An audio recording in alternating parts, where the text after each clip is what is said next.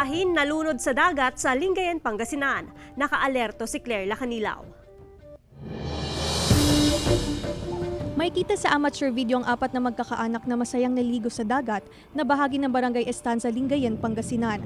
Hindi nila inakala na mauwi pala sa trahedya ang kanilang kasiyahan. Nalunod ang magtiyahin na sina Jennifer Felarca Cruz, 30 anyos, at Matthew Felarca, 12 anyos. Nakaligtas ang dalawa pa nilang kaanak na sina Erica May Felarca, 18 anyos, at Matt Ivan Felarca, 9 na taong gulang.